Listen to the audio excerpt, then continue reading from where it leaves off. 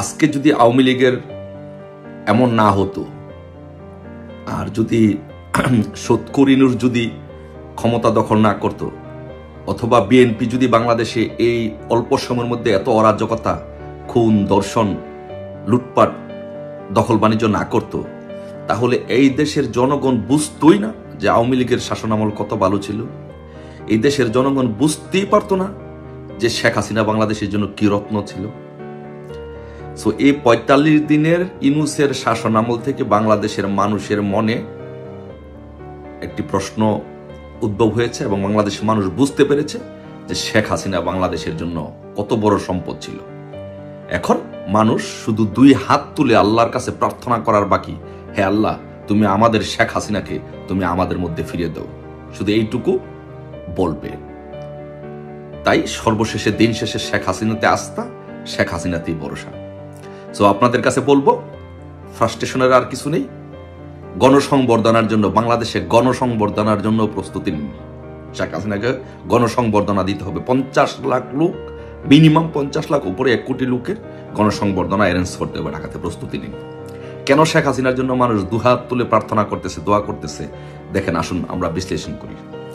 এই যে একটা এনজিও টাউট গ্রুপ, সুদ ব্যবসায়ী গ্রুপ, টাউট গ্রুপ যে ক্ষমতা নিল, দখল করলো, তারা এই ৪৫ দিনে কি করেছে এবং তারা কিসের উপর ভিত্তি করে ক্ষমতা নিয়েছে আপনারা দেখেন। কেন মানুষের শেখ হাসিনাই কি মানুষ বিশ্বাস করে, শেখ হাসিনাতে আস্থা। দেখেন, এই চক্রটি, যুক্তরাষ্ট্রের এজেন্ট দালাল চক্রটি ক্ষমতায় আসছে কিসের উপর ভিত্তি করে? যে সব প্রপাগান্ডা ছড়িয়েছে আয়নাগরে নিয়ে মানুষকে নির্যাতন করা হয়।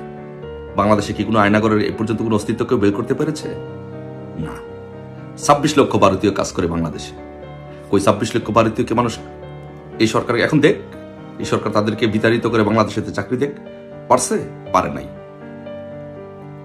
এই যে সারা জনম বললো যে বাংলাদেশের মানুষ ইলিশ খেতে পায় না, ভারতে ইলিশ রপ্তানি করে শেখ হাসিনা। অথচ শেখ হাসিনা শাসন আমলে ৫.৫ টন, ৫.৫ টন ইলিশ পাঠানো হলো ইন্ডিয়াতে, পুরা শেখ হাসিনার শাসন আমলে, ১৫ বছরের শাসন আমলে। আর শুধু আজকেই তারা সিদ্ধান্ত নিলে যে ৩,০০০ টন ইলিশ পাঠাবে ভারতে।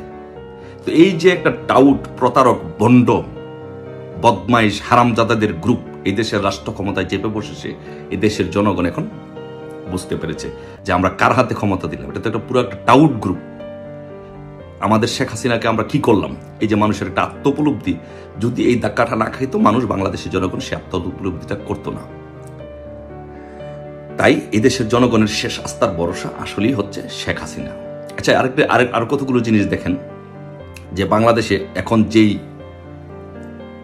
উন্মাদনাগুলো চলছে, মানুষের মধ্যে যে অস্থিরতা চলছে, সমস্ত জঙ্গিগুলোকে মুক্তি দিয়ে দেওয়া হয়েছে। কোনো আইনের শাসন বা কোনো আইনের প্রতি শ্রদ্ধা না রেখে জেল গেটগুলো ওপেন করে জঙ্গিদেরকে, শীর্ষ সন্ত্রাসীদেরকে মুক্তি করে দেওয়া হয়েছে।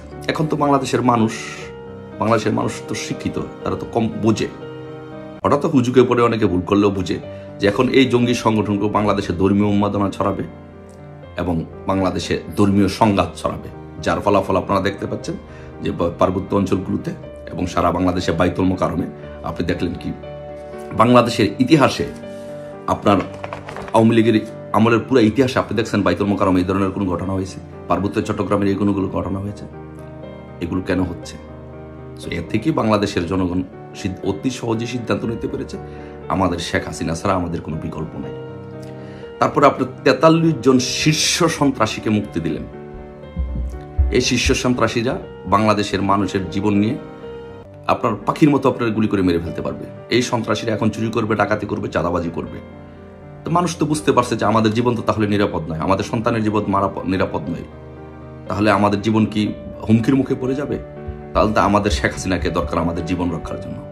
মানুষ কিন্তু সেই চিন্তা ভাবনা শুরু করে দিয়েছে। তারপরে আপনার দেখেন যে পুরা আওয়ামী লীগের শাসন আমলে আপনি এরকম কোনো ঘটনা দেখাইতে পারবেন যে রাজশাহী বিশ্ববিদ্যালয়, ঢাকা বিশ্ববিদ্যালয়, জাহাঙ্গীরনগর বিশ্ববিদ্যালয় একই সময়ে, একই দিনে, কাছাকাছি সময়ে 3টি খুন হয়েছে? এরকম ধরনের কোনো খুনের আমরা প্রশ্রয় দেই না, আবরার হত্যার বিচার চাই। কিন্তু এরকম ঘটনা দেখেছেন যে ভাতের বিনিময়ে একটা ছাত্রকে পিটিয়ে হত্যা, জাহাঙ্গীরনগরে পিটিয়ে হত্যা, রাজশাহী বিশ্ববিদ্যালয়ে পিটিয়ে হত্যা, এরকম কোনো ঘটনা দেখেছেন আপনি? এটা বর্বর যুগের, আদিম যুগের মানুষের মতো মানুষকে আজকাল পিটিয়ে হত্যা করছে। তো এই জন্য তো কোনো ছাত্রছাত্রী এই বিশ্ববিদ্যালয়ে যেতে সাহস পাচ্ছে না, কোনো গার্জিয়ান তার সন্তানকে ইউনিভার্সিটিতে, স্কুল কলেজে পাঠাইতে সাহস পাচ্ছে না। যতক্ষণ পর্যন্ত শেখ হাসিনা কাছে আবার ক্ষমতা না আসবে ততক্ষণ পর্যন্ত মানুষ সে শান্তি পাবে না, সেটা মানুষ রিয়েলাইজ করতে শুরু করেছে। তারপর দেখেন গার্মেন্টসগুলোতে হাজার হাজার লক্ষ লক্ষ লক্ষ লক্ষ মানুষ চাকরি করে গার্মেন্টসগুলোতে, আর গার্মেন্টসগুলো বন্ধের পথে, সবগুলো গার্মেন্টস বন্ধ হয়ে যাবে। তাহলে মানুষ তো, এই মানুষগুলো বুঝতেছে যে আমাদের তো শেখ হাসিনার সময় আমরা ভালো ছিলাম, দুটো ডাল ভাত খেতে পারতাম, চাকরি করতে পারতাম, সন্তানের কাছে চাকরি দিন শেষে যেতে পারতাম। আজকে তো সেই সুযোগটুকু আমরা পাবো না। মানুষের সেই উপলব্ধি, সেই রিয়েলাইজেশন শুরু হয়েছে। বিদ্যুৎ, মানুষকে বিদ্যুৎ দিতে পারতেছে না। মানুষের বিভিন্ন জায়গায়, ফেসবুক পত্রিকায় বিভিন্ন জায়গায় আসছে বিদ্যুৎ যায় না, মাঝে মাঝে আসে, কারণ মানুষ বিদ্যুৎ দিতে পারতেছে না, মানুষ তাদের ব্যবসা বাণিজ্য করতে পারতেছে না, মানুষ বাসা বাড়িগুলোতে মানুষ অতিষ্ঠ হয়ে গেছে বিদ্যুতের যন্ত্রণায়। তারপরে সারা বাংলাদেশে যে এই যে মিল, কারখানা, ফ্যাক্টরি, পাঁচতারকা হোটেল, এগুলো জ্বালিয়ে পুড়িয়ে দেওয়া হয়েছে, এগুলোকে কারা চাকরি করতো? মানুষগুলো তো তাদের জীবন জীবিকা এগুলো হারিয়েছে। এই মানুষগুলো এখন কাঁদতেছে, আল্লাহর কাছে প্রার্থনা করতেছে, আল্লাহ তুমি আমাদের শেখ হাসিনাকে আমাদের কাছে ফিরিয়ে দাও। সারা বাংলাদেশে অলিয়া উলিয়াদের মাজার, এই মাজারগুলো ভেঙে ফেলা হয়েছে, মাজারগুলোর মধ্যে হামলা করা হচ্ছে। মানুষের জীবনের, যারা অলিয়া উলিয়াদের ভক্ত, তাদের জীবনের কোনো নিরাপত্তা নেই। সারা বাংলাদেশে একটি হাহাকার চলছে, সারা বাংলাদেশে একটি আতঙ্ক চলছে, সারা বাংলাদেশের মানুষ অস্থিরতায় ভুগছে। আর আল্লাহর কাছে মনে মনে দোয়া করতেছে, হে আল্লাহ তুমি আমাদের শেখ হাসিনাকে আমাদের কাছে ফিরিয়ে দাও। আর সেই ফিরিয়ে দেওয়াটা যখন রাস্তায় এসে বলবে, তখন শেখ হাসিনা বাংলাদেশে ইনশাল্লাহ চলে যাবে।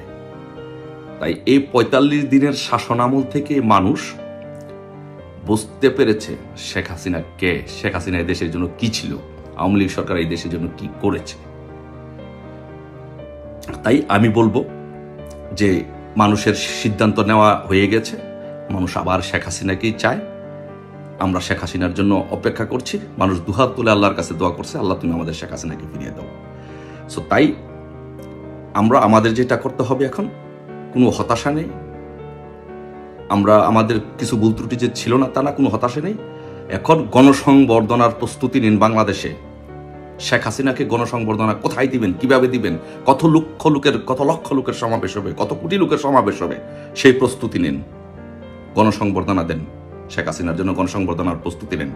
আর পাশাপাশি আরেকটি কথা বলতে চাই, আমাদের সরকারের আমলে যে দুর্নীতি হয় নাই, দুর্নীতি করে নাই, এই কথাটা কিন্তু আমরা বলতে পারবো না। কতিপয় দুর্নীতিবাজ, কতিপয় রাগবওয়াল আমাদের আশা আকাঙ্ক্ষার জায়গা শেখ হাসিনাকে বিতর্কিত করেছে। তাদের জন্য আজকে শেখ হাসিনা বিতর্কিত, তাদের জন্য আজকে আমাদের সাধারণ কর্মীরা সারা বাংলাদেশে কষ্ট করছে। কোনো সাধারণ কর্মী, নেতা কর্মী বাংলাদেশে দুর্নীতি করে নাই।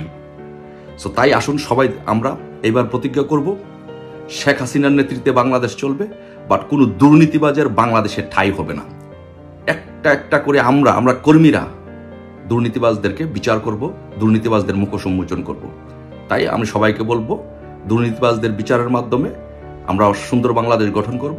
আসুন সবাই মিলে আমরা প্রস্তুতি নিন, শেখ হাসিনাকে সংবর্ধনা দিয়ে আমাদের বাংলাদেশের নতুন যাত্রা আবার ইনশাআল্লাহ শুরু করব। সবাই ভালো থাকবেন। জয় বাংলা, জয় বঙ্গবন্ধু।